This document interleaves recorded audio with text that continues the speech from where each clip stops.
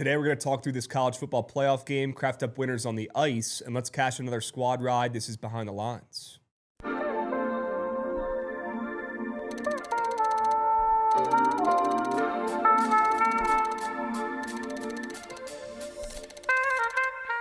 Disney adults scare the shit out of me. They need to be put on a list. Look, you go on a family trip to Disney every once in a while, once a year, sure. As long as you're not rocking the Mickey Mouse ears and you don't got the satchel with the pins, you know we're okay. All got those, dude. Yo, Rav, are you buying back in? He says he thinks he's buying back in, which means fades. Wow. The Steelers. Again, this system is 100% profitable. Those do not grow on trees, folks. So if you want to get involved, all you got to do is fade a Steelers fan. Find a Steelers fan, number one. Number two, fade them. Cereal is one of the fakest sharp foods you can eat. Big Breakfast has forced cereal down our throats for years, and I'm on to it. If you don't see me on this show tomorrow, you know who did it. It's Big Breakfast.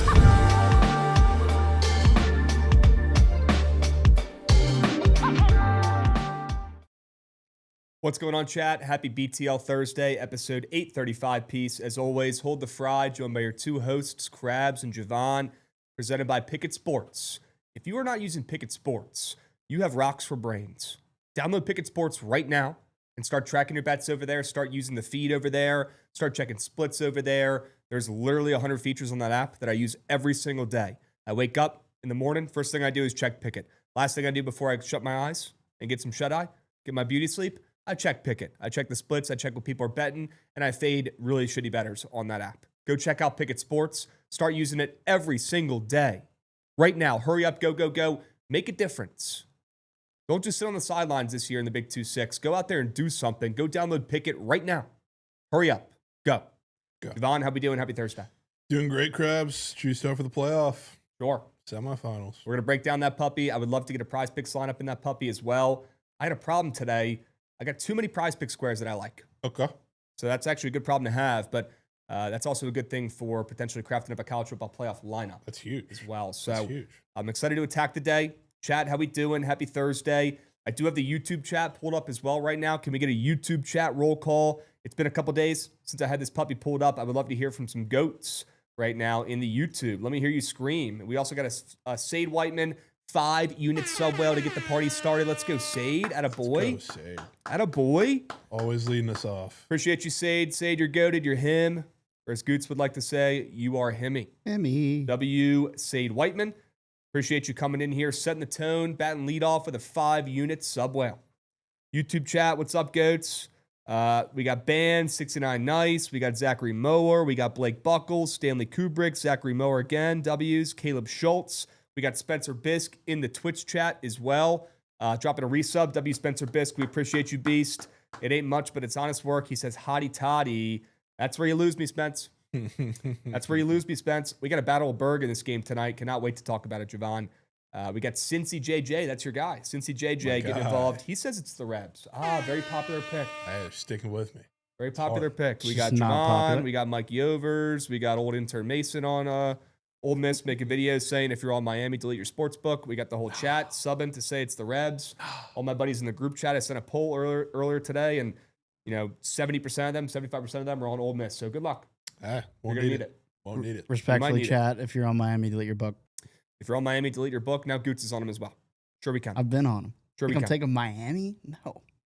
Ron Muck's getting involved with the stream streak. Let's go, Ron. Attaboy. W. Ron, we appreciate you, Beast. Ron, saw you pulled some pretty cool PLL cards yesterday, man. I'm jealous. Keep those. I am jealous. Ron is the PLL card king. If you guys aren't hip, follow Ron on the old Twitter box. Okay? Lunch Money Bets get involved as well. 2 years, 2 units on the Sabres, he says. We got Pip get involved. 2 words, Krab/Jovan. Consistency. Yes. Could not have said it better myself, Pip. I agree. Good to see the energy up today. Don't convince yourself it's Old Miss is square. Peep those Pickett splits. Cannot wait to check them, Steak. Cannot wait to check them. Okay?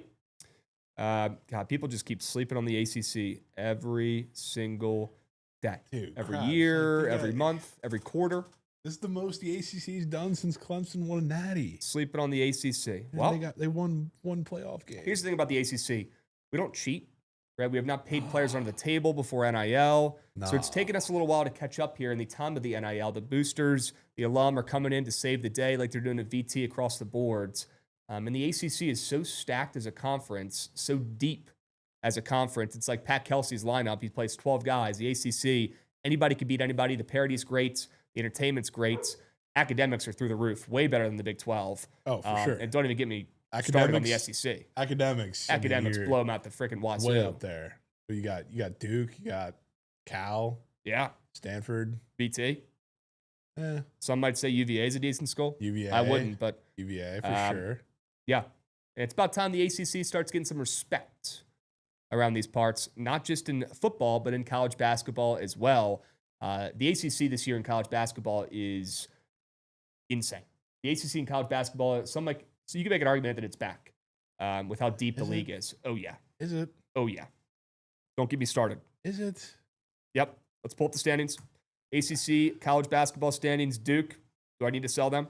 Oh, yeah. Duke, Louisville. Clemson has the shittiest roster ever, and they win every game. They do. Sorry, but they do. Miami is back. It's about time we start talking about Miami basketball. Yes, they're 2-0 in conference. They won again last night. They've won 8 games in a row. They have a pretty good team. They got the Indiana transfer, Malik Reneau. They're solid. UVA is back after they poached the VCU coach. Stanford has the best freshman I have ever seen on their team. Did you see what he did last night to the Hokies? I've watched him a couple games now, and I've bet on him. But he is. We cannot be glazing Stanford in the Big 2-6. Brother, they have the best freshman in the country. In the Big 2-6. They have the best freshman in the country. They're 13-3. 13-3. NC State has your guy Will Wade. They kind of suck. SMU has Boopie Miller. UNC is in the middle of the pack, and UNC has a top 5 player in Caleb Wilson. Notre Dame, down year for them, but they get a pass because Burton's hurt. Syracuse. You're telling me we're glazing a team that lost to Seattle? Yep. Nah. Yep. Losses to Seattle and UNLV in non-con, and we're glazing Stanford. Yes, we are. Nah. Did you not watch that game last night? They're playing the Hokies. They might not have the best team, but they have the best freshman in the country, dude. Hokies are nuck. Dabata's not the best freshman in the country? No, he's not. You need to be. He's not. You need to be boiled. Devonta sucks. He's overrated. And I hope he goes to the Wizards. Side note. Nah. Syracuse has Carmelo Anthony's son. What more could you ask for? Louisville is 1-2 in conference. If that doesn't show you, with that stacked team and Mia Khalifa's step bro, how good the ACC is. That Louisville team was just ranked 15-ish. And they're 1-2 in conference. Wake Forest is a really good 10-6 team. Cal has some guys. My guy John Camden, that Cal team is stacked. The Hokies have multiple NBA players on their team. Multiple NBA players on their team. You think I'm kidding? I'm not. Georgia Tech, this is where I might start to lose you. The bottom 4 teams could use some work. Georgia Tech, Boston College, your favorite team, Florida State, they've been really good. Horrid. And Pitt. Pitt's in last place. Pitt could beat anybody in the country. Last place. Krabs. Last place. Krabs. The bottom Anybody in the country? The bottom 4 are not, changing the world or reinventing the wheel or curing cancer. But Pitt lost to Quinnipiac and Hofstra. Well, Pitt's having a tough start to the season. Anybody in the country? Okay, that's the last place team in the league. The other teams I just named they could all be ranked at some point this season, legitimately.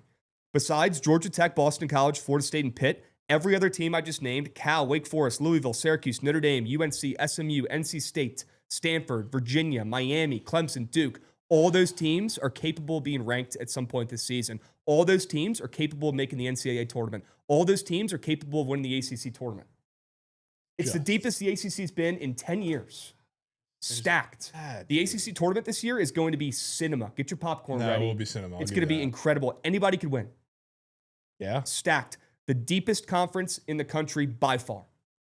By far. Might be the Southland, but I'll give you the edge. It's the deepest conference in college basketball. By far. By far. And now that I won that argument, we can move on. Chat, let's go ahead and recap the squad ride. Great work, Jovan. Good work. Good work yesterday. There's really no way for that to end, but a Paolo 3 at the buzzer. I mean, you just can't make it up. Sometimes it's better to be lucky than good. Yeah. Last night, we got a little bit lucky. I had a down night last night. We'll talk about that in a moment. But you did not. You carried your weight last night. Great work. And you earned one, right? I mean, look. To be fair, sometimes the ball bounces your way. They also had, maybe the worst fourth quarter of all time. Yeah. I was getting TCU Kansas flashback, so it was really bad. Yeah, so, they're up 12 with 4 minutes left, and they almost blew it. They had like a 19-point fourth quarter. Yep. Or whatever until like the last couple possessions, whatever they ended on, I don't know, but it was really bad. Thank God Paolo came through. Yeah. Great shot. Thank God his foot was a millimeter behind the line as well, because if that game went to OT, no way they would have won. Oh, no shot. No shot. He had Igor Demon looking like Steph. Yeah. It was unbelievable. He played great. We got Budman getting involved with a resub. Let's go, Budman. Atta boy. Appreciate you, Budman. We got No Doubter Daddy. Just an absurd name coming in here with a resub. No Doubter Daddy. We appreciate you. We got the Fake Sharps coming in resubbing. Pretty sure that's the Gen, the Fake Sharps. Jeff Saturday. Jeff Sunday. Jeff Sunday. Yeah, I need a little 30-second recap on what the fuck that is or where that came from. But the Gen, you're the boy. Appreciate the resub. You're him. Good luck tonight on the slate. Lunch Money Bets getting involved as well. Appreciate you getting resubbed. Chat, be more like Budman. Be more like No Doubter Daddy. Be more like the Fake Sharps. Be more like Lunch Money Bets. Be more like Slade Whiteman if you're feeling generous in the new year. Be more like Gav and be fucking cash. Be more like Raekwon coming in with the resub as well. Be more like AB coming in with the resub as well. W Subbies. Let's go. W Subbies. And W Turner Mac as well. Pip, yeah, don't lose any sleep over it. He still cannot get the spaces to work on X, and he sends people into space yearly. So riddle me that one. Riddle me that one. YouTube chat. Hope you guys are up and moving. Hope you guys are doing well. Yeah, shout out the ACC, man. It's going to be an absolute movie. Circled back to this. It's going to be an absolute movie. Well, a lot of people in the YouTube chat agree with my take. I mean, they do. It's not a bad conference. It's a good take. The foot, like you don't really lose me on the basketball side of it. You lose me on football. Okay, that's where you lose. Yeah, they have a little bit more to prove in football. Yeah, they have a little bit more to prove in football. Have they won a non-Clemson playoff game? Again, they don't have boosters paying guys under the table. Now that the NIL era is all out in the open, you'll see the ACC schools step it up. You'll see them turn into UVAs. You'll see them turn into Vanderbilts because they got a lot of academics going on, a lot of smart, rich alumni. Rich alumni means it's a big gap between Clemson and now Miami. There's just nothing in between. There's nothing. Yeah, they're due. Maybe it's Miami this year after they beat Ole Miss. It could be, except the road ends tonight. If Miami wins the Natty, we're going to have a combo. I mean, if Miami gets there, which I don't think they are, I mean, I'll be on your side there in all likelihood, but I don't think they're getting there. We'll see. I think they're getting there, and there's a better chance they lose in the Natty, to be honest with you. That's what I think happens, but I'm still riding with Miami, riding with the ACC. It just means more. You either get it or you don't. Wait, a Baylor? Is that confirmed? Damn. Ew. You might have 7 million rushing, receiving, or passing rush yards. Not pass yards. He'll have some rushing yards, though. Okay. Jesus Christ, okay. Dudes. Nah. Here, you can come in. You can come in. Jesus. Nah. We need a sign on that door that says, do not open. Everyone knows but Trent. No, but I was thinking about that the other day. Chat, we got this shelf behind us. It's the most makeshift there's a door freaking shelf right of all time. There's a door behind the shelf. There's actually wheels on the bottom of the shelf that we have to move back and forth during the show and after the show. So if someone tries to open the door right now, bad things happen. So apologies for that. I would love to hear what loud he noise. What he was coming in here for. Don't disrupt the Sharps. Said he's coming into Glaze. So I know, like Glaze what though? Well, definitely not me. I'm interested. Be glazing. Probably glazing the squad ride. Hopefully. Didn't tail that shit. Hopefully. No Doubter Daddy coming in giving a 5-unit subway. Wow. Let's go, No Doubter Daddy. That's a No Doubter. That's a James Wood No Doubter. Okay? There it goes. See ya. Appreciate you guys. W Subbies, W Vibes, W Easy Puck getting involved as well. Hope you don't mind me still calling you Easy Puck, Easy Puck. What's up, Chew? How about the Wizards going out getting Trae Young? You could say what you want about Trae Young not playing defense. You could say what you want about Trae Young being a me guy. I had this take with Rav. Rav is anti-Trae Young. He thinks it's a shit trade. In the NBA, you need a me guy on your team. Sometimes, One, yeah. not two. 2+ causes problems. You can't have 2 me guys in a room. You can't have 2 me guys on a team. But in the NBA, you can get away with having 1 me guy. And bringing in 1 Grizzly seasoned veteran to come in, run the point. I love that. Our oldest guy on the team is going to be our point guard, running the show. A guy who could score out the wazoo. A guy who has a lot of people to prove wrong, which I just love. He's going to come in with a chip on his shoulder. He wanted to come here. Yeah. When's the last time you heard someone wanted to go to the Wizards? It's actually crazy. Legitimately never. That got me absolutely juiced up. I might be an NBA guy again. And I'll tell you what, Trae Young gets disrespect that he probably doesn't deserve. I get it. He's been hurt. He's been playing like shit. He's been a me guy. He's, got the playoff P thing going on. He's worried more about his podcast at times than playing. I get it. Okay? But this guy's won. This guy's taken a dog shit Hawks team to the playoffs multiple times. Didn't this guy take the Hawks to a conference championship? Yeah. By himself, without a single other star on his team. Put some respect on Trae Young. Watch your mouth when you're discrediting him. He's a winner. He might be a me guy. He might get hurt. He might not play like a defense. The guy wins. Let's hope he can do that in DC. Yeah. I'm excited. They need a real big man to run the pick and roll with him. Yep. They need a Gortat. Yep. They need a Gortat. I don't think Sarr's that guy. He's a good option, but they also need like another defender. Sure. If they get that over the offseason, I mean, they'll be in the playoffs. Probably not even the playoffs. Play in. Yeah. But we have one guy that plays defense on the entire team. Bilal Coulibaly. Yeah. He's the only one that does. Great defender. But he can't do it himself. We got C Green getting involved. Jovan, give Krabs the breakdown how Ole Miss about to pull out that SMU masterclass versus Miami. That's actually crazy because that is exactly what I was planning to talk about. Can't wait. Shout out SMU last year for doing the same thing Miami did this year, where everyone literally roasted the ACC like they're a piece of meat. Next thing you know, SMU out of nowhere makes a run and makes the college football playoffs that nobody ever talks about. How about that? How about that for overperforming? I feel like they talk about it. How about that for overperforming? Maybe down here in Texas they do, but up north they don't. They got their bigger things to talk about. Huge deal down here. It's Pos getting involved, dropping a resub. It's Pos. Appreciate you. He says, I miss John Wall. I miss John Wall and Marcin Gortat pick and roll.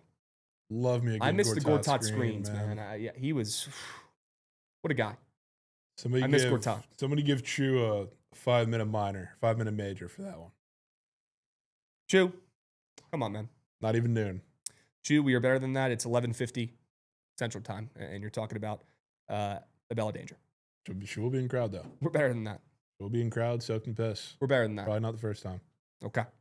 Sure. That's absolutely disgusting. All right, let's go ahead and recap the Sharp report from yesterday. See how we did overall. Again, Jovan carried the weight yesterday, that's for sure. 4-1, Jovan, great work. Yeah, Anthony Black needs to be burned. Shot like 3 of 55. Shout out. Won't complain, though, because of Palo. Miles McBride tweaked once again. I guess it was just a free square prospects was given out to people who took it. Free square. Congrats. Malik Thomas, less than was free, and that was the only play I hit yesterday. I mean, the sharp plays in college basketball yesterday got absolutely cooked. Yeah, they got knocked. It was a tough day to be a sharp in CBB. Absolutely cooked. I mean, I got destroyed after a great day 2 days ago. And look, we're still 18-19 up 2 units the last 7 days, so I'm not freaking out. Okay, I know what I provide. I provide winners more often than not, but last night was tough. 3-6 for me overall. Shout out Grand Canyon for coming through. That was the only college basketball play I hit the entire day. Alabama blew it. They stink. Get your coach roasting their best player for getting body cramps. And probably keep that in-house, coach, instead of roasting a teenager in the media. Keep your cool, Mr. Nate Oates. You can tell he's pretty pissed off how that team's looking so far this season. Yeah. Ole Miss had an opportunity to cover that game. They had an opportunity to win that game, creep back in. They never took it. Clemson. You're going to see that on Bad Beats on Monday. That was horrific. You're going to see that on Bad Beats on Monday. So if you're into Bad Beats, if you're into SVP, turn on ESPN Monday night, and you will see the last-second three-pointer from SMU to cover the spread against Clemson. L. Hook, Baylor. Jovan, good call. Baylor's always take sharp, just like Ohio State, and they were last night once again. They didn't even deserve to keep that within 10 points. They're just bad. They stink. I feel like you should probably join me in this, not betting on Baylor whole season out of principle because of they stink. The NBA player situation. I'm in. I refuse to put coin on that. I'm in. The over in Stanford and VT. I mean, they had 10 points combined in the first 10 minutes of the game, and then next thing you know, the second half was a splooge fest. So it almost hit. It didn't. And I want to go ahead and give credit to this Okori kid. If you guys have not seen this Okori kid play, he's 18 years old. He looks like he's 15. He's scrawny as heck. I mean, he's probably still 6'2", but out there on the court, he looks tiny. He committed to Harvard originally, and then I guess his senior year in high school, he absolutely tweaked. So he recommitted to Stanford, a little bit of a better basketball program, and he is unbelievable. He's averaging close to 24 points per game. Timmy. He is incredible. You know, he either scored or assisted on 40 of the last 42 points in that BT game. No. And Mike Young's old ass on the sidelines didn't make a single adjustment. I'm sick and tired of Mike Young. You were just glazing him 24 hours ago. I'm sick and tired of Mike Young. And Neo doesn't play any defense. He just goes out there and mopes and whines. He gave up that buzzer beater 3 after he got switched. And then the last play of the game, he didn't even try to play defense or steal the ball. He just walked away towards half court, away from the basketball. What a me guy. Neo, you're about to be playing over in Australia. You're not going to the NBA. You stink. Step it up. Show some effort. Because over here in the U.S., that's what it's going to take to get in the big leagues, okay? Not some freaking Greek league, not some freaking Australian league. If you want to go to the NBA, you want to be a lottery pick, put some effort in. What a joke. People calling this kid Luka. Dude's like 1/10 as good as Luka. He stinks. He might be bad. He stinks. What a joke. Oh. That game last night pissed me off. Any Hokies in the chat, you guys know, that is 2 games in a row now, Jovan, that we gave up a buzzer beater 3 to lose the game pretty much. Maybe not buzzer beater, but a 3 in the last possession of the game to lose. Yeah, it's pretty Wake Forest on Saturday, it was tied. Calabrese, who averages 9 points a game, had 30 points against us. Okay. And hit a 3 at the top of the key to win the game.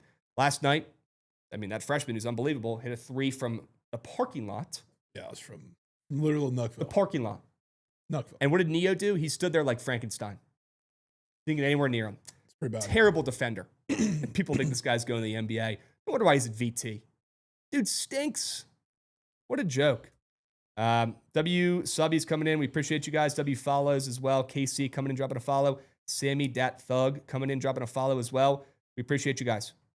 We appreciate you guys. Yeah, I'm out on the European style. They're lazy. They don't give a hoot. They whine. They complain to the refs. They don't put in any effort. I'm out. I'm out. He updated mock drafts. Dude stinks. 27th. He's supposed to go 27th overall? To the Nuggets. Wow. Right now. Well, I was interested to see how far he's slipped so far. Yeah, he's already slipped down to the end of the first round. Slipping like Ma. Sucks. He absolutely sucks. All right, guys, we got a loaded BTL today. We're going to talk Miami Ole Miss, obviously. We're going to talk a little bit of college basketball. The slate today is atrocious. We're going to talk some NHL. I got a couple plays I like. Javon's going to play he likes. And we're going to craft up a prize picks lineup for the college football semifinals, Fiesta Bowl. Very, very excited to craft that lineup up. Very, very excited to break down that game. And again, it's going to be a battle of Berg. Wouldn't have it any other way.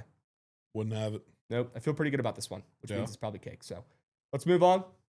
Dudes, if you don't mind, can we hop in, go over some Sharp Report plays? Let's get to it. Let's get to it.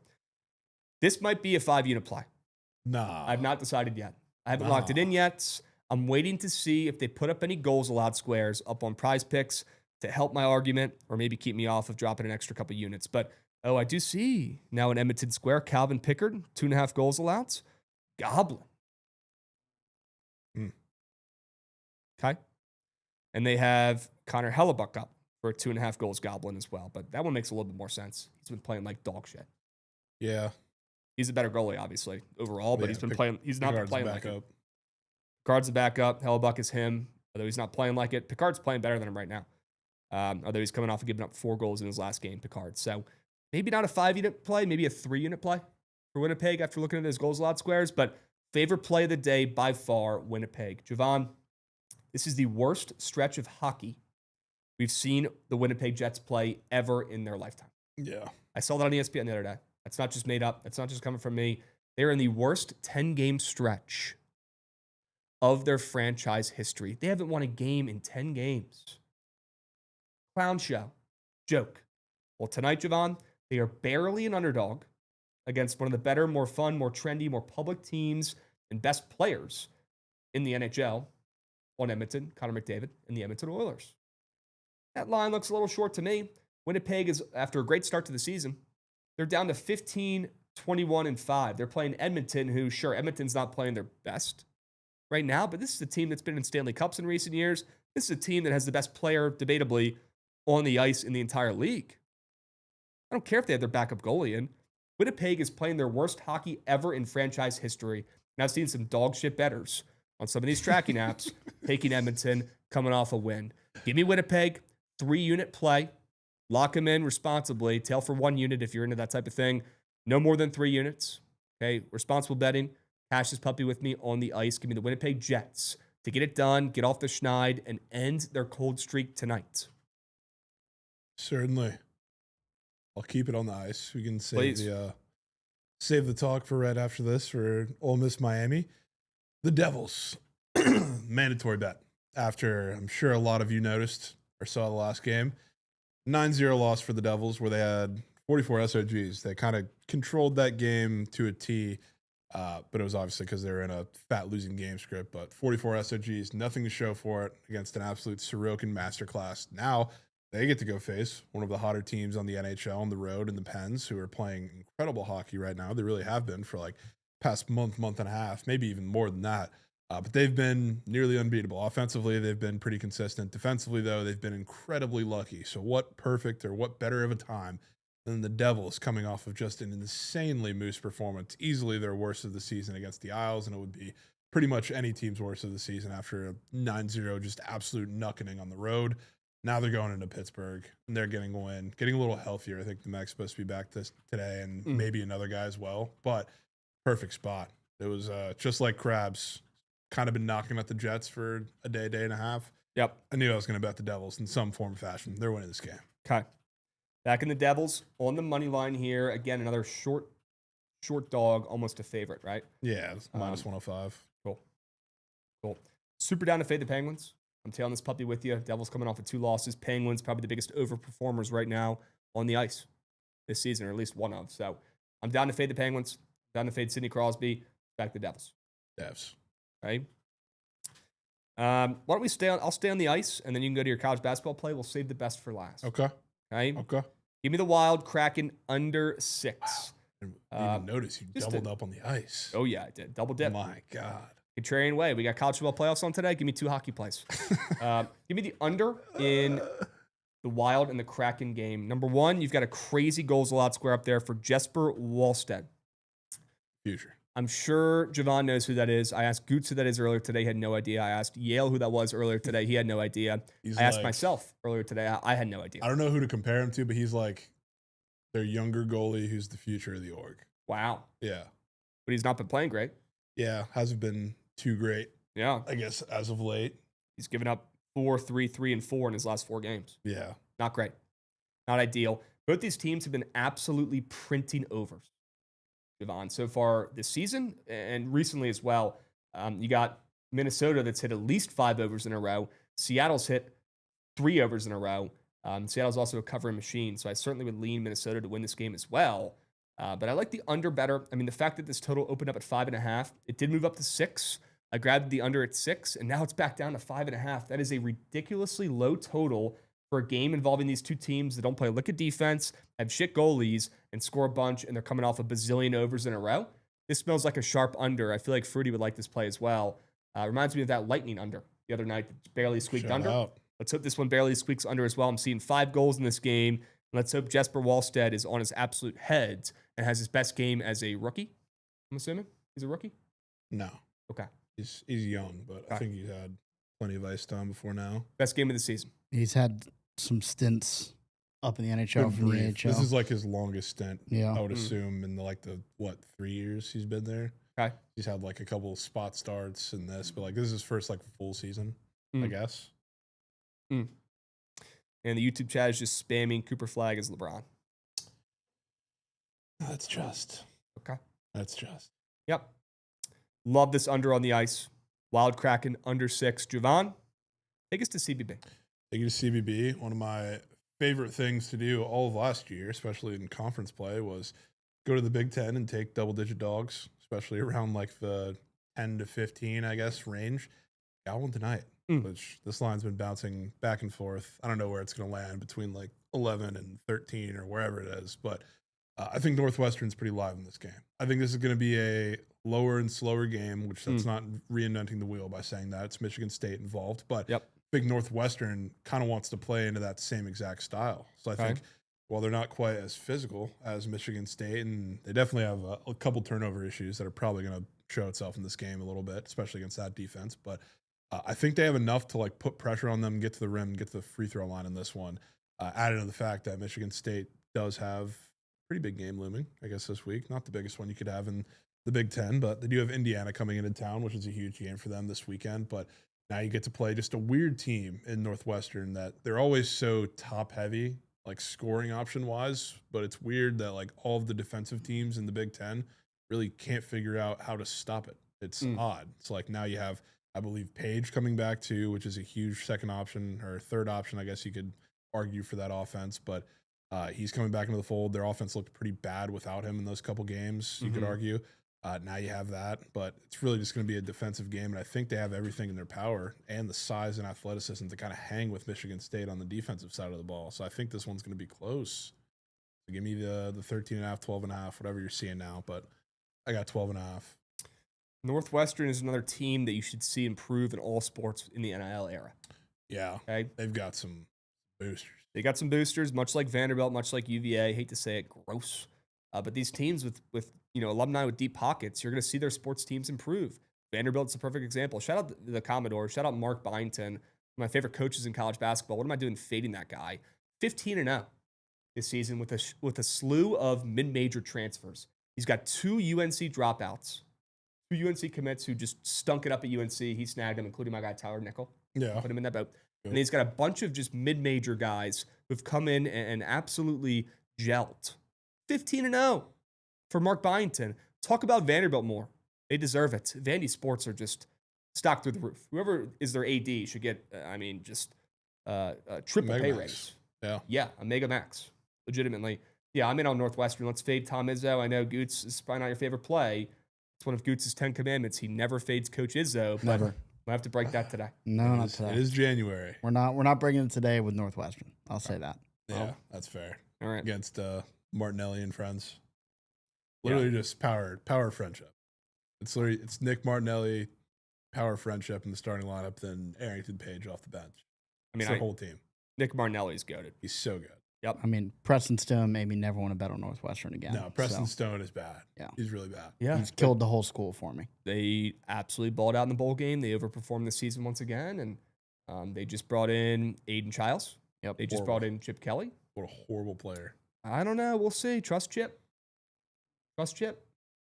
We'll see how it works out. Very highly touted recruit coming out of high school. Doesn't mean he's great, but it makes me think there's some potential. Nick Martinelli has had green charts for 2.5 years now. For eons.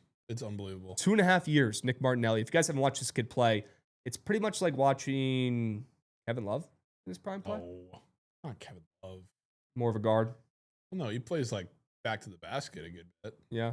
Like, trying to think of a guy in the NBA that, I mean, he's kind of like Paolo. Okay. I would say. Like, he's a bigger, more physical guy. Back to the basket a little bit. Not going to shoot too many threes unless you really need it. To be fair, Kevin Love, earlier on in his career, was more like that. Now he just jacks threes in the corner. Earlier in his career, 45. He was a little more explosive. Yeah, a little more down low. Yeah.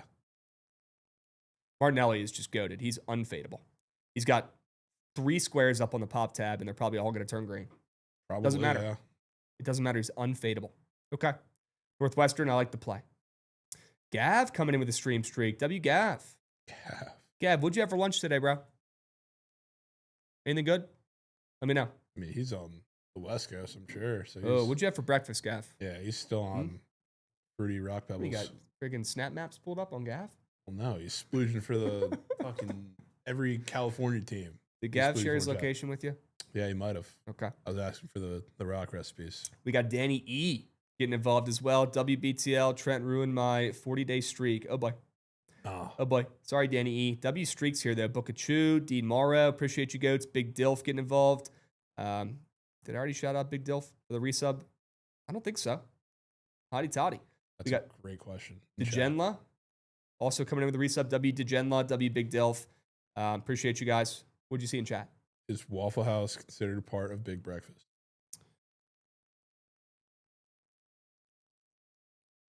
Question of the day. You know it is, but they don't act like it. I feel like they're the hard-nosed guys. I'm sure there's some corporate greed. I'm sure there's some stuff behind the scenes we don't see. I'm sure they underpay their employees. Honestly, with what those employees have to deal with, they definitely underpay those employees because it's all drunk college kids pretty much and crazy people who are in there. Waffle House is goated. You won't hear me chirping it, but yeah, it's technically big breakfast. Yeah, it's a large breakfast chain. It is, but they act blue collar. They're big breakfast with a blue collar mentality. That's what Waffle House is. Love Waffle House. Used to go there in Blacksburg all the time. All the time. Big fan. Big fan. More of a Denny's guy myself. Love Denny's. I would go to Denny's, get a Grand Slam. Denny's is good. Out of any of the big breakfast chains, I'd go to Denny's. I didn't know people like actually ate Denny's. Out of the cheap breakfast chains, I would go to Denny's. Really? Yeah. What is that? Denny's, IHOP, Waffle House. Tim Hortons. Tim Hortons. Tim Hortons is a little more fast food, but I'm getting them involved. Denny's. Yeah. I didn't know people had Denny's. Oh yeah, Denny's is a big Maryland thing. There's plenty of them. Maybe that's a maybe more of an East Coast thing. I did order it here though. One morning. Yeah, I wanted some French toast and I saw Denny's and I got some French toast. Okay. Yeah. That'll be good. Everybody in the chat, drop your favorite breakfast place. It doesn't have to be a big breakfast. It doesn't have to be a chain. Drop your favorite breakfast place. I think of mine. I love a good New York bagel. I'm not going to lie to you. Wawa's a gas station, Pega, but it's good food. Wawa bangs. They got some good breakfast Sammys. They do. Drop your favorite breakfast spot in the chat. Yeah, you could count Dunkin' if you really want, although that food is I don't think it's low grade. Low grade. You ever had Original Pancake House? I've not, but I've seen them, and I would include that in the same boat as Waffle House and Denny's and IHOP. Yeah, it's good. Okay. There's a bunch here. Not not a ton on the East Coast. Okay. Essa Bagel, NYC. Dead Larry Bird, I've heard of that place. First Watch, people shit on First Watch. It's good. It's not reinventing the wheel, but it's good. Yeah, it's a solid place. The $1 Million Bacon is good. The juices there are good. The breakfast plates are pretty good. It gets job done. Honestly, my favorite breakfast place is probably the Peppermill. Dude, in Las Vegas. The Peppermill is incredible. Pep is goated. It's goated. It's if you ever gone to Vegas, magical. if you're ever going to Vegas, hit the Peppermill. You will not regret it. And if you're not into breakfast food, they have dinner 24/7. The largest menu in the history of menus. It's the Cheesecake Factory of diners. I was literally about to say it's like twice the size of Cheesecake Factory. So good. Not Trey Young said Einstein bagels. Oh, gross. Einstein's kind of nuck. Einstein and Brugger's are just the most mid breakfast sandwiches ever. Brugger's is god. You might as well get a bagel from the grocery store. That's what you're eating. So, all right. With that being said, Miss Shirley's in Baltimore is so good, Richie. Yep. So Richie good. always talks about Miss Shirley's. I'm more of an Iron Rooster guy, but Miss Shirley's is really good. Iron Rooster is unbelievable. It's the best. Yep. Metro Diner, ball, Casper. Metro Diners are good. Yep. Yes. All right. Let's move on. Let's talk about this natty. College football playoffs. I'm thinking Miami's winning the natty, so I just called it natty. But it's unbelievable from you. Yeah, I mean, look, I see the angle with Ole Miss where they're contrarian overall in the playoffs because Lane Kiffin leaves. Everyone thinks they're deads. A coach who takes over, which I think is the most funny thing nobody's talking about. This guy didn't even want to be the head coach. No. He literally said he only took the job because everybody else who was an option he thought sucked. Yeah, and he was like, I don't want to fuck over these kids or the school. It means too much to me. So he said, fine, I'll do it myself. Yeah. He doesn't even want to be the head coach, which honestly, way to set the bar low, coach. Great move. That way, if you stink, it's honestly, he's playing chess, not checkers. If you stink, nobody discredits you for it. They'll just they'll put you back at DC, right? Back in the coordinator role. So, yeah. Well, they didn't make him the interim. No, he's the head coach. Yeah, he's the. I'm saying if he gets fired, if they stink in a couple years, he'll get a DC job easily because people say he wasn't meant to be a head coach anyways. Yeah. He just filled in after Lane. So it's really he's playing with house money. Yeah. This guy. And look, the troops have rallied around him. It's pretty clear the players are playing with some serious energy. They're pretty pissed off that people gave up on this team when Lane left. I think some of the players have actually talked about it on Twitter. They're tweeting about it because they're idiots. And they're saying, ooh, Lane is a me guy. Lane makes it all about himself. We're happy he's gone. It's about the players, not the coach, which I get from their side. They're right. Lane Kiffin is a me guy. He likes to take all the credit, and he does back it up. He wins pretty much everywhere he goes.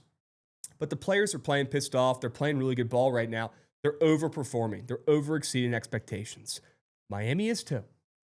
Now, let's not forget how dominant this Miami team was third through the season. Almost halfway through the season. Miami was being talked about as a natty champ. Came from the horse's mouth. You said they're going to win the natty. Week 1, said they could. Early on in the season, you said they could win the natty. They looked great. The sky is the limit for this Miami roster. They have all the talent in the world. They do. They have 3 NFL players in their D-line. They have a wide receiver who has more potential to be better than Jeremiah Smith in Malachi Toney. They have a QB who people think is Sid the Sloth. This guy's the most winningest quarterback I've seen in years in college. Who won more games than this guy? Tua? When's the last time a guy's had this winning percentage against AP top 10 teams? They put the graphic up every Miami game now. He's like 16-2 against AP top 25 teams in his career. He gets no credit. And then you hear from his players, they say, this guy's actually a genius. I saw a tweet the other day, I guess one of the players was talking about saying, whenever he gets up on the whiteboard, it's like watching the smartest guy in the room talk about football. This guy's a genius. He might not act like it. People don't like Carson Beck. Georgia fans don't like Carson Beck.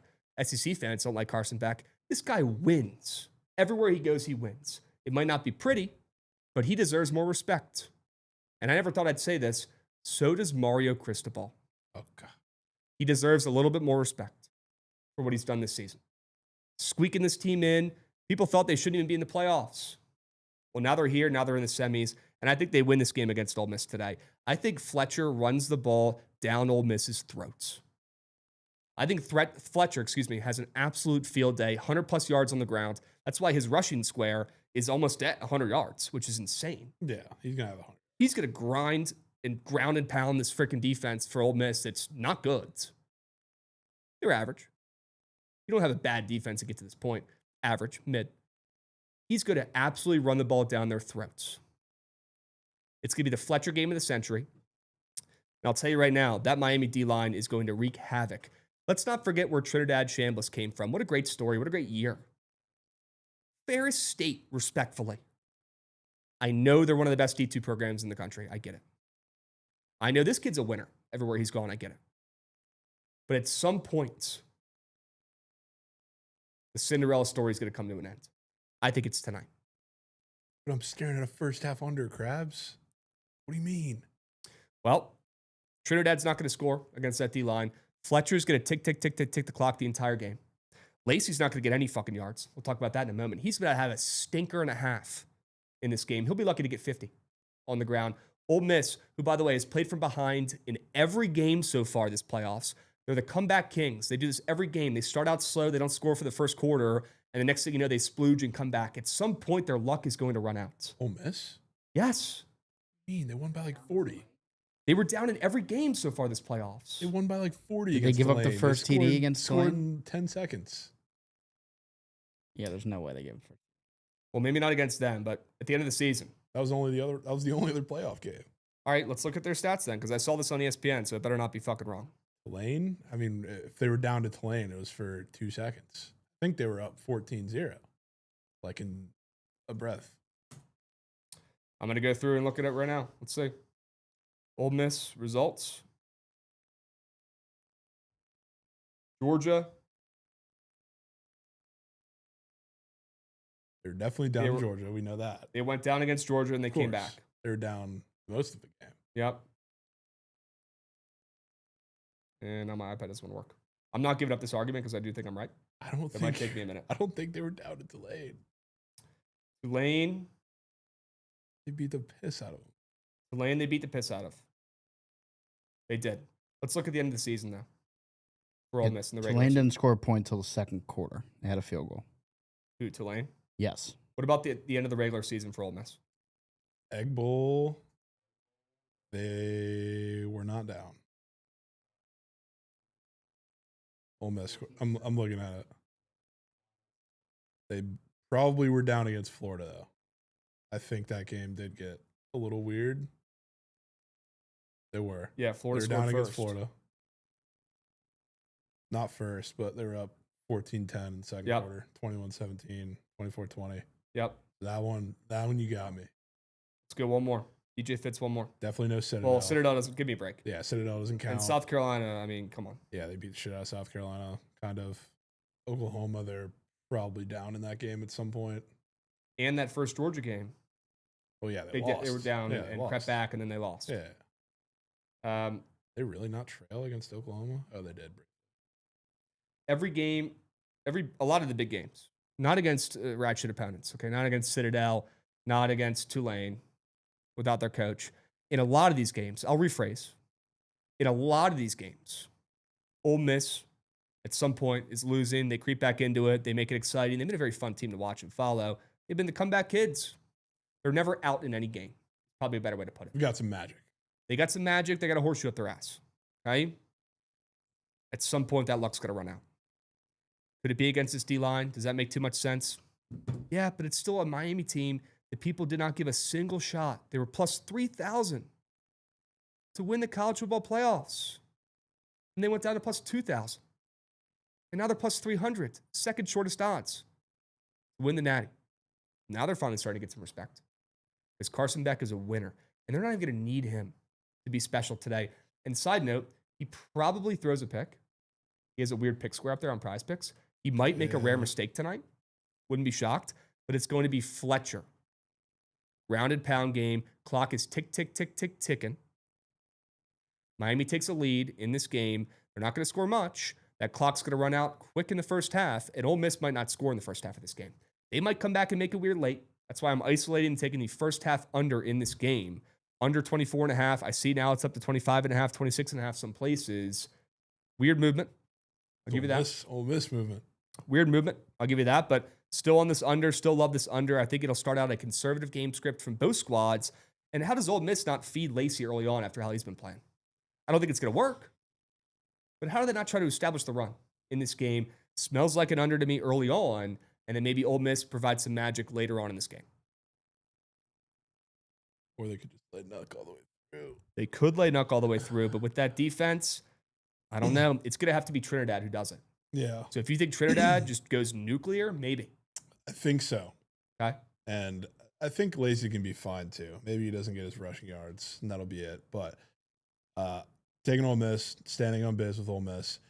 I'll never forget the SMU game because I watched that whole game live because I was sweating out. I mean, the over in that game, which was cake. But other than that, I saw kind of the development of an offense's approach to Miami's defense. Miami's defense is fantastic, but like if you go through all of the season, I think a lot of people have this notion that they're like flip the switch and all of a sudden they're just so much better of a team. I don't think that's the truth. I think the defense that we're seeing right now is the same defense we saw week 1 against Notre Dame. And if you remember watching that game, what was the issue with the game?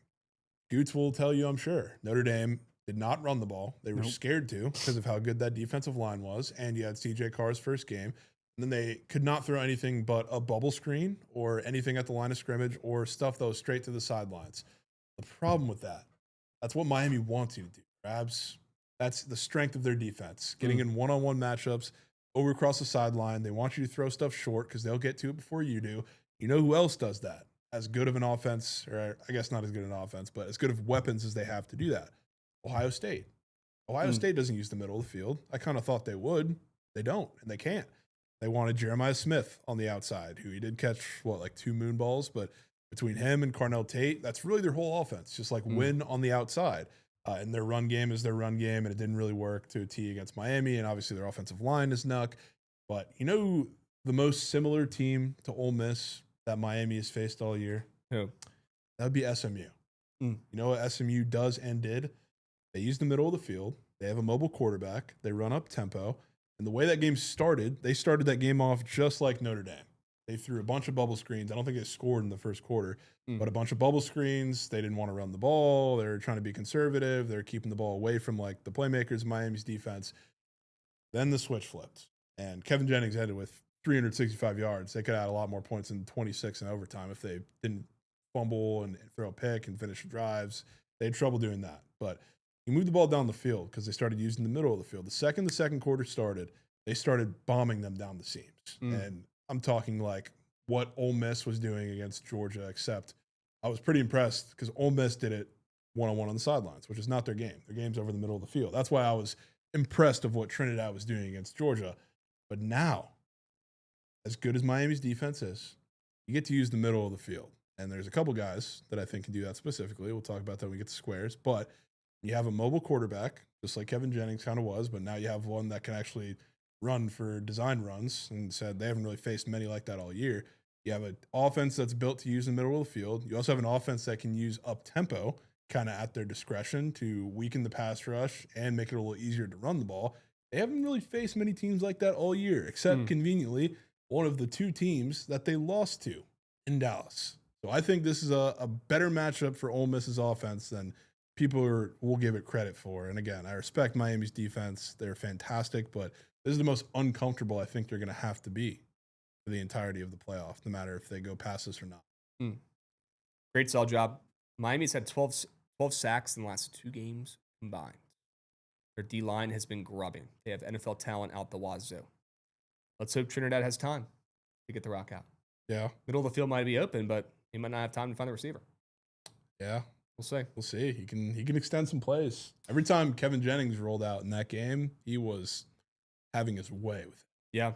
And I don't hate Trinidad's rushing yards, which is pretty high, I thought. Yeah, I don't hate that at all either. I was hoping to get like a rush attempt square because like he's going to get sacked a time or two. Maybe that hurts him a little bit, but yeah, I think he's going to be running a little bit. Okay. Wouldn't mind putting that in the lineup. Okay. Yeah, Ole Miss's offensive line is okay. Pretty good. I think both their tackles one of their tackles, I forget if it's left or right, hasn't allowed a sack all season. Damn. Again, that probably changes and he gives up one depending on who he has on him. But the other one's their whole offensive line's been really good. Okay. Let's hope they hold up against the Hurricanes. WSL job, though. Jeez. Marshawn Lattimore arrested? No. Please let us use that as a way to get out of his contract. That could be worst signing of all time. Please let us use that as a way to squeak out of his contract. Yeah, he was taken into custody. Wow. No. In Ohio. For carrying concealed weapons? I mean, that's just. What an idiot. What a moron. Goodness gracious. Mugshots up and everything. Loser. God, he's only 29. He plays like he's 40. Yeah. Mike Evans. Goodness gracious. Mike Evans has aged him. Mike Evans took years off of his life. Yeah. Dude, I need that beef back, man. He needs to sign I guess he's in jail now, but sign a 1-year deal with the Saints for Mike Evans last year. He needs to play him twice. Yeah, that'd be fun to watch. Yeah. That'd be fun to watch. People need that. I mean, Mike Evans would absolutely cook him right now. It wouldn't even be close. I'll give Lattimore credit. Back in the day, Lattimore won that battle more often than not. Yeah. And then as time went on, it was weird because like he would hold Mike Evans to like 30 yards, but he would always have a fade ball touchdown on his head. It was a crazy battle. Yeah, I will not be bailing out Marshawn Lattimore. I hope he stays in jail for the entire season. Yeah, let him rot. He should be locked up for how he played last year. That should be a crime. W Ramble resub, W Actually Nate resub. Sure. Appreciate you guys. Okay. Awesome. W straight bets. Jovan, that old Berg. We'll see how it goes, man. Berg. Ole Miss +3, +3.5. Just looks a little too easy for me. Fair. See how it goes. All right. Let's talk about some squares. I like my squares better than my straight bets today. Really? Yep. I do. And I love this Lacey less than rushing yard square. There's a reason why this has gotten bumped down from 80 to 75. And it's been bumping up and around and about a little bit over the morning. I've been watching it. I've had it up on the laptop pretty much all morning. And it's down to 76.5 right now. So I saw it at 75.5 a couple minutes ago. So it's bouncing up and around. And let's hope it closes below 78.5. That's what I locked it in at earlier. Lacey has his hands full in this game. And don't get me wrong, this kid's a stud. I respect him for coming back to Ole Miss next year as well. He could have hit the portal. He could have went with Lane. Nope, he's finishing his job. He's only a sophomore as well. Pretty impressive kid. He'll probably be an NFL running back as well. This kid's a stud, but it's really tough to run the ball against this Miami D-line. And in a losing game script is what I'm expecting in this one. I'm not seeing Lacey taking over this game, taking command like he has in recent games. That's why you're seeing his chart completely green. At 98 against Georgia, that defense is fraudulent. At 87 against Tulane, that's Tulane. At 143 against Mississippi State. Not even going to waste my time on that. 224 against Florida. Yes. Goodness gracious. Game of year. Breakout game. Game of decade. Yep.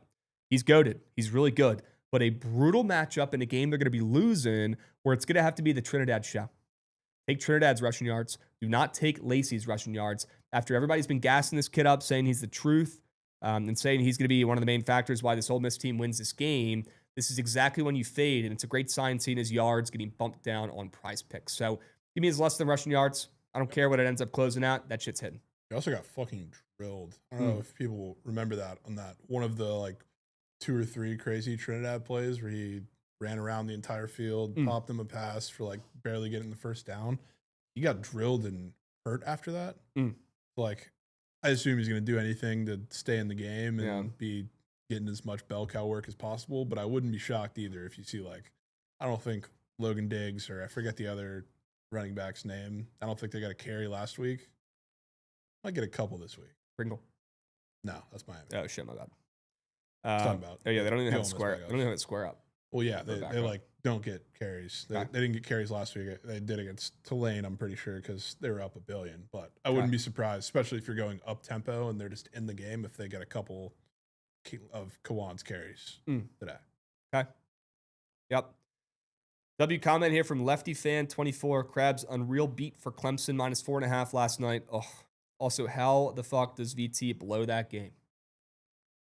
I mean, Goots, you had eyeballs on that. That was a joke. Joke.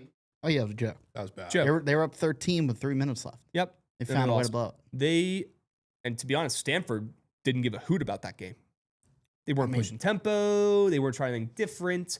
They handed us the game. We said, no, thank you. Here you go. That makes me sick. I mean, come March, I mean, that game's going to bite us in the ass. It was a perimeter defense. It was quail meat. Yeah, we weren't closing out on anybody. No. They didn't play a lick of defense, 0 adjustments. Our one guy who plays defense, much like I talked about Bilal Coulibaly, who plays defense, the only guy on the Wizards, BT is very similar. They score a lot of points. They don't play a lot of defense. They have one guy that does, Jalen Bedford, the transfer from UNLV. He wasn't even on the court until the last play of the game. Really just. We left Ben Hammond out there because we wanted some offensive firepower, I guess. He's a stud on offense. The dude is like 5'9". He can't keep up. He was getting cooked. He was barbecue chicken out there on the court. And then he'll put Bedford in, the one guy who plays defense who could actually cover this kid who had 30 points last night for Stanford until the last play. What do you know? They put him in. He gets picked. And this kid hits a freaking 3 from the parking lot because Neo's reflexes are slower than Mima and Peepa's. Dude cannot guard anyone. How is he going to go to the NBA if he can't guard a parked car? I don't get it. Pretty bad. He's going to be a liability out there on the court for NBA teams. Liability. What a joke. They don't play defense, so it'll probably be a little easier for them. That is a good point. Yeah, they prefer no defense. Prefer it. Yep. Maximize the amount of possessions. What a joke of a sport. Joke. Also, shout out to 76ers last night. They were free. Yeah, drop knock. Free. That was unreal. Nobody's talking about it. Nobody cares. But Embiid has played 5 games in a row for the first time in years, and he's playing well, and so are the 76ers. Yeah. He can stay healthy. They have plenty of weapons to make the playoffs. Plenty. Do. Not saying they're going to win the championship, but plenty of weapons to make a run, make the postseason. I hope they keep dropping Nuck and end up somehow matching up with the Heat. Yeah. I want a free win in the playoffs. Yeah. Yeah. I don't disagree with that whatsoever. Okay. All right. Jovan, let's hear the sell jobs on your squares, man. Talk about them using the middle of the field, which I think is Ole Miss's biggest exploit of the matchup today. Daquan Wright's going to get used a lot. Like, as much as I love, and I have since last year, Deshaun Stribling, and I think people are starting to splooge over him now because he was unbelievable in that game last week. He was the biggest, and Trey Wallace is also fantastic. Those are boundary guys. So, like, Trey Wallace will get put in the slot a little bit, and, like, you saw that on, like, I think he had, like, a couple big crossers, but, like, Stribling's pretty much just on the outside. There's only so many other places to go to the ball. Daquan Wright didn't really get much usage down the seam. I guess not just, like, physically catching passes, but kind of ran to the boundary on, like, the flat route, especially the one where he looked like an absolute boneheaded idiot before half, not going out of bounds. But that's because the matchup didn't really call for it. The one reason I was really scared of Georgia last week is because Georgia does pretty much the opposite of what Miami does. They're really good at defending the middle of the field, and you can attack them to the boundary. Miami's the exact opposite. Daquan Wright's going to have to get used down the seam. He's also, like, sneakily, Miami hasn't been very good defending tight ends that just go down the seam for the entirety of the season. Again, that's one of the ways to exploit them. So I think if you're Ole Miss, it's probably what you're going to do today. The Daquan Wright's getting bustos. Okay. And then Joel Foxwell had to bring it to CBB. partially because Naz Reid got taken off the board. Yeah. So take his threes, by the way, if that ever pops up again, chat. I'm not Naz Reid. But Joel Foxwell, if you haven't watched this kid, you probably should. He legit thinks he's Steph. Like if Trent was a point guard in 2K, he would be Foxwell. He goes around shooting from the parking lot. He pulls off of screens. He legit thinks he is Steph Curry. Okay. And now you get a Pacific team that I've watched them multiple times now. I even watched Cal do the same thing. They cannot guard a screen to save their life. They gave if Data Ames and Justin Pippen hit more shots against them, they both kind of shot, I guess, tornadoes from the field. But they had every open look in the world off of a screen. It's been the same story for Pacific a lot. And their paint defense is not terrible, but their 3-point defense is a lot worse. He's going to have some looks. And he also loved taking a guy with just absurd shot selection. So you at least know he's getting shots up. Yep. So he's going to be shooting from the parking lot. Can I piss you off real quick? Piss me off. He's gone. Who? Squares off the board, Foxwell. Nah. Yep. It's back-to-back 3 squares Jovan has given for the Sharp report that has gotten taken off because the over is probably too juicy. I see Foxwell. Ooh.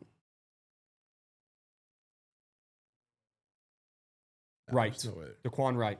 Oh, that's Daquan fine. Wright. That's fine. He'll be back. Okay. He'll be back. Apologies for that. They're probably just moving him like a yard. Okay. Cool. Good. Move it up 2 yards. Yeah. Okay. He'll be good. All right. Awesome. W squares, the Sharp report 4-man. The link has been dropped, but like Jovan said, one of his guys will be back soon. So maybe wait. Maybe wait a little bit. Looks like he's at 28.5 on the books. They're saying in the chat, so maybe he gets a little bump. Yeah, I'll come Certainly back wouldn't mind it. A yard or two. Screw CLV. Who needs it? Don't think it'll matter. Not us. I think he honestly might get that in one catch. Okay. All right. He either gets one up the seam for 25, like his only catches are up the seam for 25, or in the flat for like 2. Oh boy. Naz is back up at 2.5. Is that concerning? No. That he's up with the injuries? No. They put Ant back up too. Okay. I think they just took everyone down briefly. Yep. That's huge. I'll be taking that. Add that as an honorable mention in the card chat. Not 3 threes. All right, word. In between the pipes, yeah, I've been lacking on the YouTube chat since I've been down here. That's on me. I now have it pulled up. We're going to be interacting the rest of our lifetimes. Okay, so if you're a YouTube guy, look, I highly recommend Twitch. Highly recommend Twitch for the live streams. Just more popping in the chats. But if you want to do your thing in the YouTube chat, you want to hang out in the YouTube chat, you're a YouTube guy, that is more than okay. Just know that it is a little bit more popping over here on the Twitch as Big Cheesy comes in and gives out a subby. Let's go, Big Cheesy. Attaboy. Attaboy. Appreciate you, Big Cheese. All right, Jovan. We got about 25 minutes left. Can we craft up a lineup in this college football playoff game? Let's do it. I have a square that I like to start with. We hear it. It's a square that you put me on yesterday. It's a square you sent in the group chat with me and Goots and said, this is a crabby square and a half. Problem. Goblin now.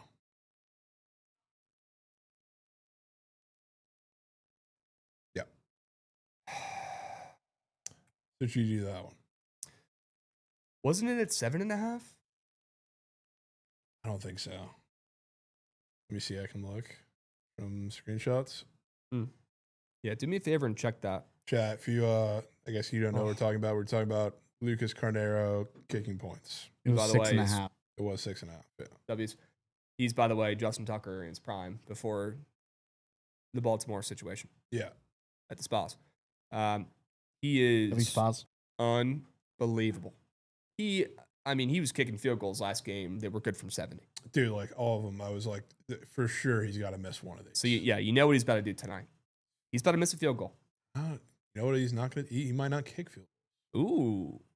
You know why? Because they're not not scoring touchdowns. Because Ole Miss isn't scoring. I agree. We're scoring tutties. Great call. Fuck field goals. Yeah, surely that Trinidad Chambliss half a passing touchdown goblin hits, right? I mean, that's free square on board, but it's a goblin. Of course. Yeah, it's on the pop tab. Looks free. Good call. I mean, it's just not a galaxy. Are we not talking about Carson Beck as a 1.5 passing touchdown goblin after he's thrown 2 combined in the last 2 games? That smells like he's thrown 2. He's probably thrown 2. He's probably thrown 2. They're going to be points. Yep, he's probably thrown 2. Well, that's a shame because I wanted to start this off by fading Lucas Carnerio, who could be the next Commanders kicker, to be honest with you. Could be. He's him. And I just figured he was going to shank a kick. I also thought it was pretty weird seeing him up for 1.5 field goals made demon after he had 5 field goals combined in his last 2 playoff games. So I thought that was kind of weird. I was like, yeah, he's probably not going to be kicking much in this game, and that made me like the less than kicking points even more. So, yeah, unless they have a fantasy score up for him, which they certainly don't, we are shit out of luck in that one. So maybe we start with something Mark Fletcher related. I mean, I think we just take his rush yards. Okay. Keep it simple. Yep. He's going to run for 100. Okay. Win or lose this game. Yeah, I don't want to involve his receiving, to be honest with you. Nah, I took that last game. I'm good off of doing that again. Cool. I'm honestly surprised it's not higher. You can't even take his rush attempts. All of his other squares are pretty much demons and goblins. So, okay. I'm down for Fletcher more than rushing yards. Let's go. You have a square you want to throw their name in the ring that's not Mr. Daquan Wright? I mean, this could be where we put Trinidad rushing yards. Yes. Yes. I'm in. Pretty red chart. Decent matchup if he's scrambling. Let's just hope he doesn't take too many sacks. Yeah. And after 12 sacks in the last 2 games for Miami, I'm down to get contrarian and fade that angle, even if I do like Miami. Sure. Okay. Let's see if there's any weird looking squares up here. Like some weird reception squares. The only normal reception square in this game, Jovan, is Caden Lee, 2.5 receptions after he had 4 against Georgia. Any inclination to fade him? Not really. Okay. Just because, I mean, you could get away with, I guess, the receptions, I guess, because he is one of the other guys that kind of catches bombs down the seam. Okay. So I wouldn't be surprised if he doesn't get 3. If I was fading something for him, it definitely would be the receptions more than the yards. Yeah. You could talk me into it. Okay, let's keep that back pocket.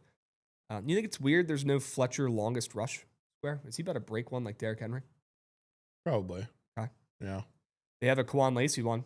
If you wanted to fade that, it's only 18.5. Yeah. Keep that in mind. I'll tell you what baffles me when I look at the squares.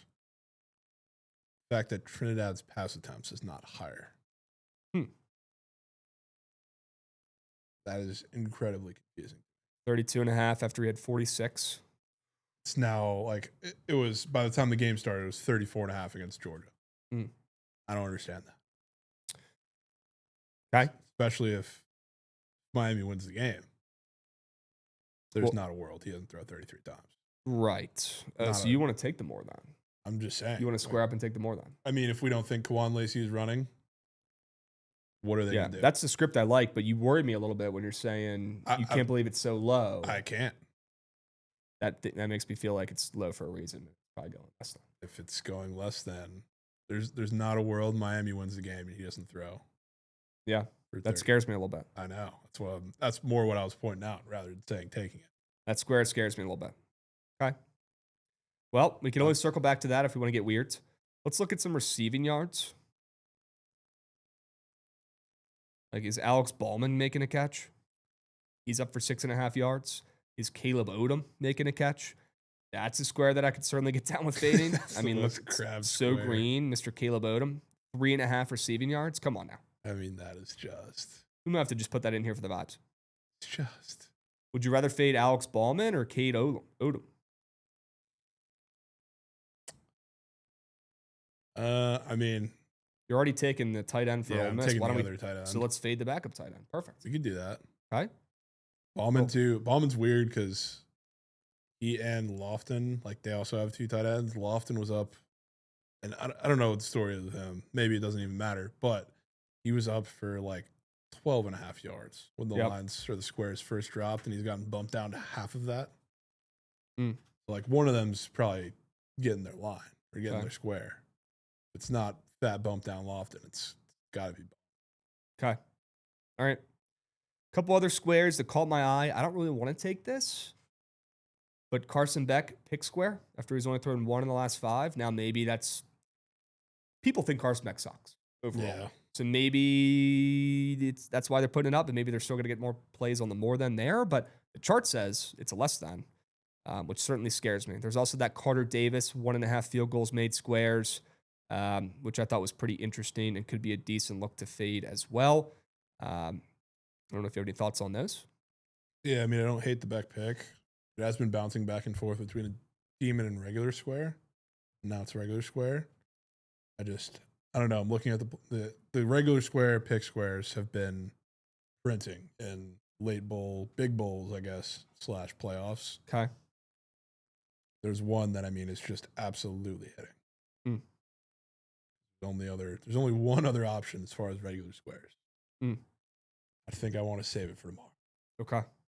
Because Mendoza's throwing a pick. All right. Yeah, you're preaching to the choir with that. I'm more than down to take that.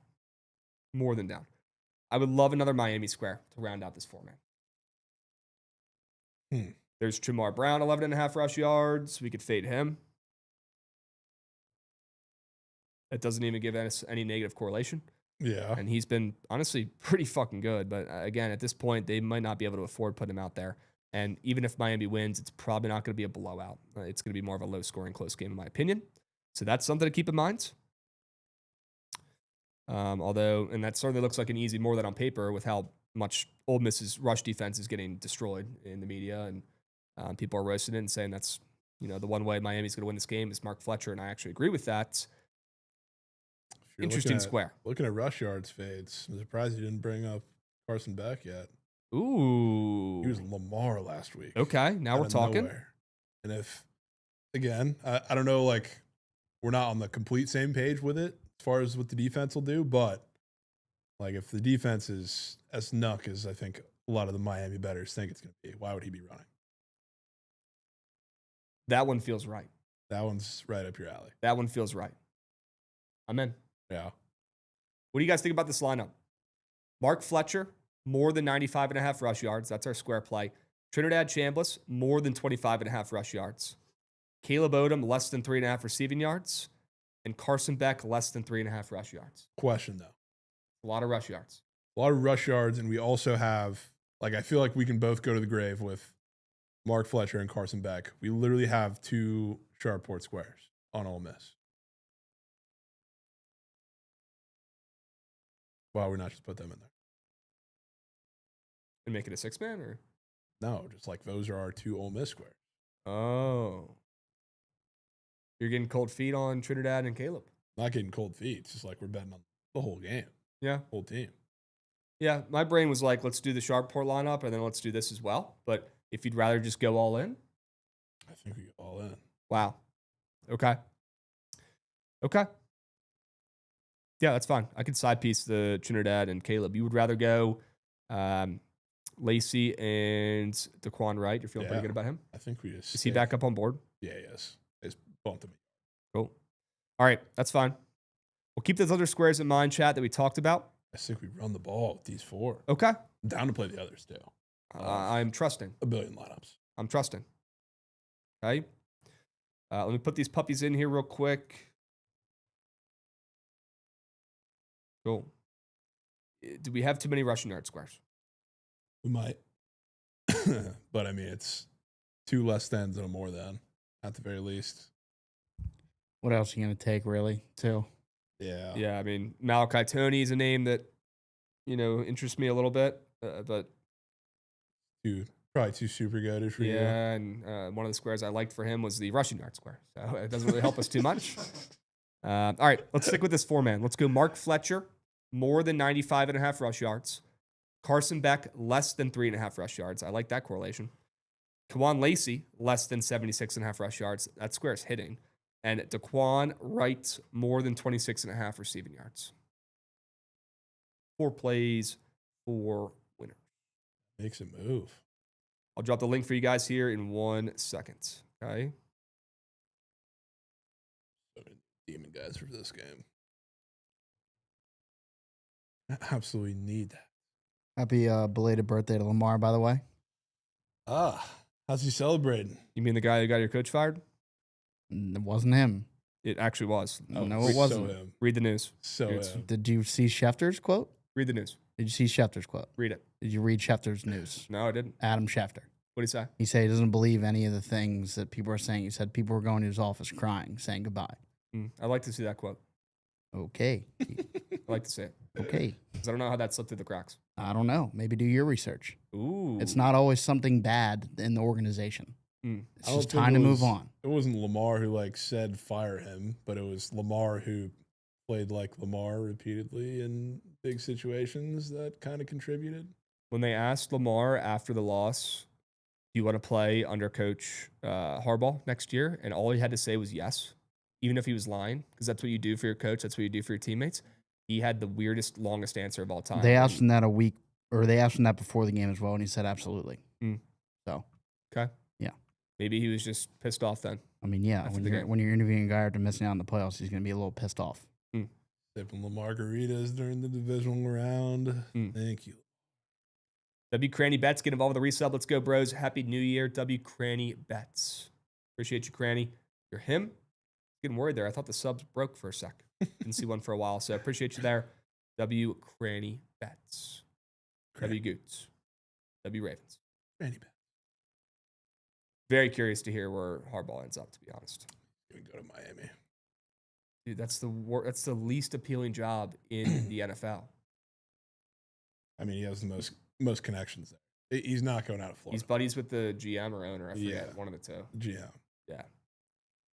And that's a great place to retire and live. Sure. Great place to live. Yeah, don't get me wrong. Yeah. It's just I'm not saying he's not opposed to having his hands full and having his work cut out for him. That's literally the Harbaugh way. Maybe it does make sense, but I mean, there's so many more attractive jobs than that one. I mean, like, out of the jobs that are open, which one would you say is more enticing? Cleveland with that defense. Cleveland? Yes. With the offense. Oh, you fix the offense. I just like you drafted QB this year. But you can't. Or next year. You can't. You have Deshaun Watson, who's going to be starting week 1. I don't know, man. And if it's not, it's Shador. I feel like Deshaun Watson would have already played, number one. Number two, I've not given up hope on Deshaun Watson. Like, which is crazy. The point being, not even, if you don't think he's going to start, fine. I kind of do. But, like, you can't get another quarterback anyway. It's... Cut him and pay him half the salary. It's Deshaun, Dylan, Shador. That's your room. Cut and dry. Like, you got to deal with that.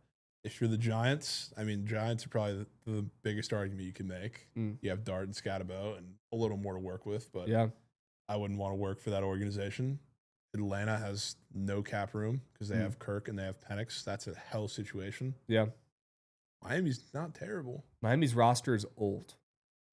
Very old. Yeah, it is a little old. And their defense is bad, and they don't have a quarterback. The good thing is, though, they at least have, like, the flexibility to change it. Like, they're not locked up into a ton of money. Like, the Falcons can't spend money. Cleveland doesn't really have the wiggle room to spend money. The Giants kind of do. It's like, they're, again, the one argument you could probably make. But we'll see what quarterback he gets. Okay. I also legitimately think there's a chance that he just goes out on top and retires, which I would not blame him for one day. I truthfully don't think, if Harbaugh wasn't a Dolphin, I don't think they would have fired McDaniel. I think he'd still be there. They're saying they haven't contacted him yet. Someone tweeted that, Schefter, I think. But so false. Yeah. They, like, confirmed that they tweeted or they contacted him 24 hours ago. I mean, yeah. Now they're coming out and saying they haven't talked to him once. Yeah. I Make did up your mind. He said he wanted a week before he started doing interviews. Yeah. Understandable. Oh, Pat McAfee, this has to be true. I don't think that information about Harbaugh is true. There were players crying in his office saying goodbye. It was time for a change. It's literally a clip of Adam Schefter talking on his show. Okay. Yep. All right. Maybe he's right. Maybe he's wrong. Again, it's just all conspiracy. Nobody knows. So it's not factual. It's just his opinion. Just like this is my opinion. I mean, he's an insider of the NFL. I'm going to believe him. Yeah, you can believe him. I'm going to not believe him.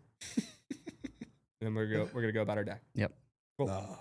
All right, with that being said, enough yapping about Harbaugh. I did think it was weird timing with McDaniel getting canned at the end of the season, not middle of the season. They want to know that they have the option for somebody better. That's what I'm saying. Maybe they like somebody who's now available. That's what I'm saying. So maybe you're right there. That was the same thing as, like, I think the Glazers were waiting on Bulls, too, for that same reason. Like, they didn't bring him back and say, or have a meeting with him saying you're coming back until, I think, after they discovered they're not getting Harbaugh. Play of the year, Ole Miss plus 3.5, 20 unit Mortal Mega Max. See, like, in any other situation, I'd be worried about that. But he just Mortal Mega Maxes. Anytime we're in Berg, he always takes my team. He also doesn't own a Miami polo. He owns an Ole Miss polo. Yeah, it's literally people don't talk about that enough. That Trent makes bets Based because off of what he can wear. Yes. It's unbelievable. Yeah. It's unbelievable. That's a very womanly trait. Yep. Yeah. It literally It's a very feminine any trait. NFL primetime game, you can walk into that room, look at the jerseys, and find out his play. Yeah. That is not cap. Not cap. He does have an entire room in this He has a office closet. that's just his sports closet. His Yeah. jerseys, All of his his jerseys hats, hung up. and his bagel cards. Yeah. The whole office in there. Insane. With that being said, Goots, do me a favor if you're around, if you're local, run that shit. I'm trying to see that train.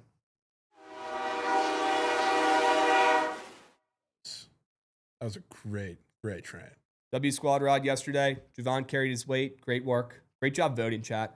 Like I said before, I like my prize pick squares better than my book plays. But there's one book play I really, really like.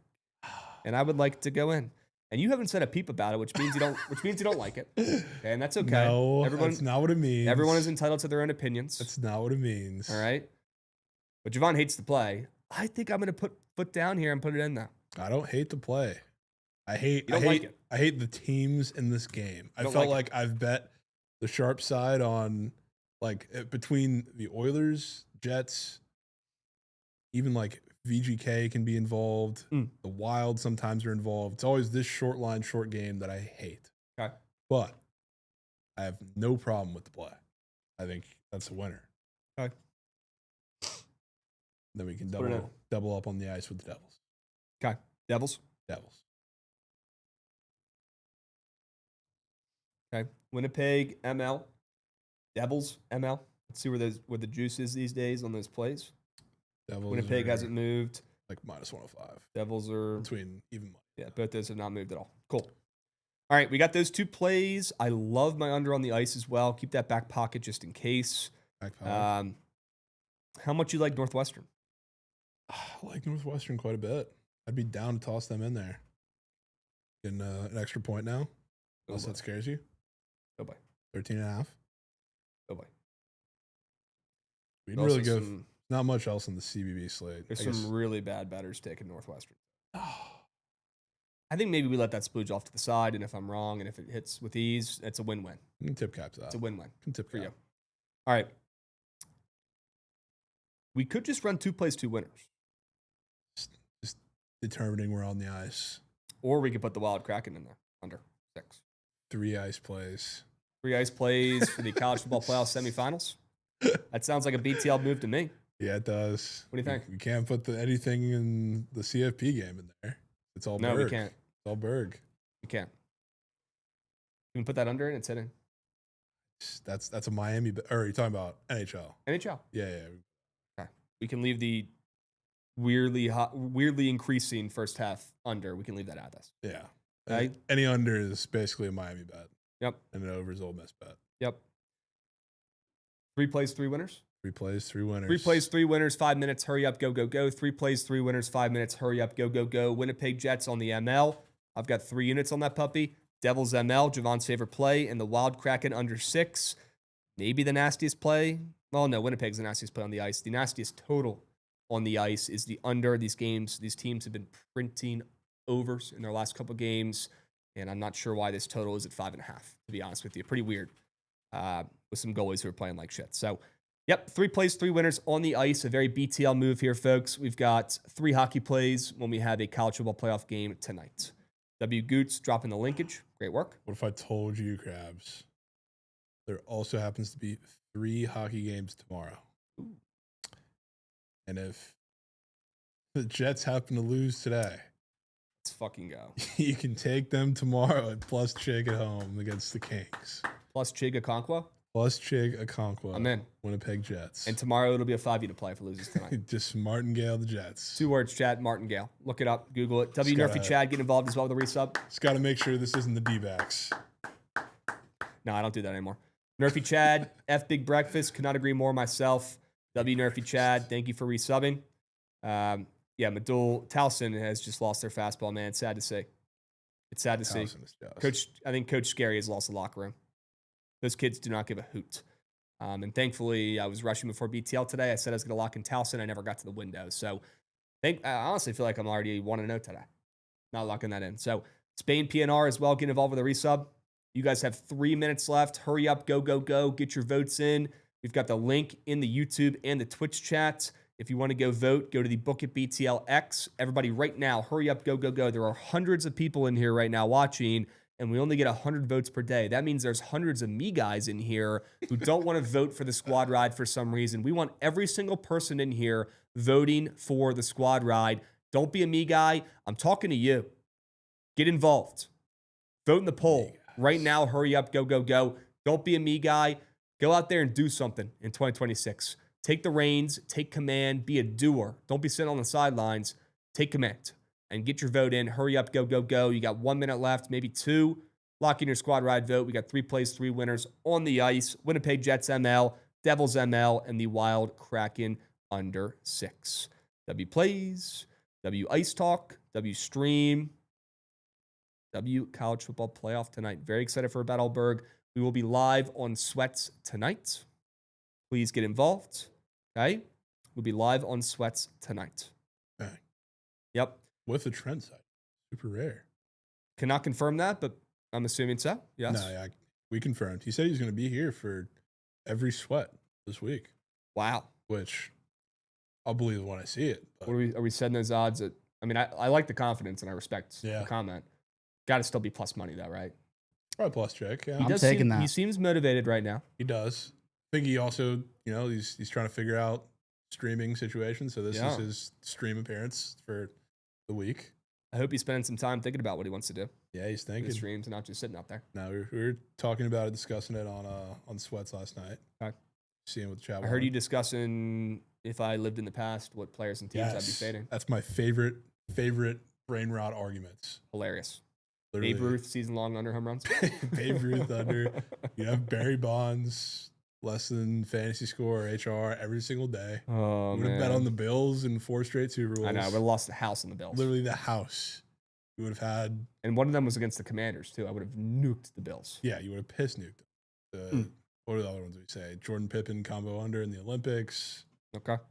Well, you probably faded Miracle on Ice, or would have faded Miracle on Ice. I was just about to mention that movie because the way Krabs says tonight is just like the coach in the movie. Oh man. Tonight. Oh yeah, Wilt unders. Yeah. Wilt unders after That's this 100-point game is. I mean, that's the most Krabs square of all time. I mean, Miracle on Ice is hilarious. I wrote these down too because I think it's absolutely hysterical. Wilt points. Hilarious. Cal Ripken under games played in a row. That was Goots's. That might be the best one. I would have been nuking that. Cal Ripken under games played. And when they turned the lights off that one game where he was sick, I would have been losing my shit. I would have drove my fucking car into Camden Yards. All right. A Transformer busted. Do we have a squad rides? I mean, I feel like we know who's going to win this one, but we'll give him a second. Yeah. And I don't blame the chat one bit. Jovan oozing confidence right now with the Devils. It looks like they're going to run away with it, and it's official. Krabs never had a shot in that poll. That's okay. Hey, my plays the way they went yesterday, I don't deserve it. So, W squad ride, Devils on the money line. I'll be tailing that puppy. Love it. I would have tailed it from your sell job, whether it won the squad ride poll or not. W stream today. We appreciate you guys. We'll see you tonight on Night Sweats. Set your reminders, set your alarms. Do not be late. Be there, be square. We'll be streaming for the college football playoffs tonight. Tell your friends, tell your buddies. Send the link in the gambling group chat. It helps more than you guys know. And we'll catch you guys tomorrow. Same time, same place. We'll be.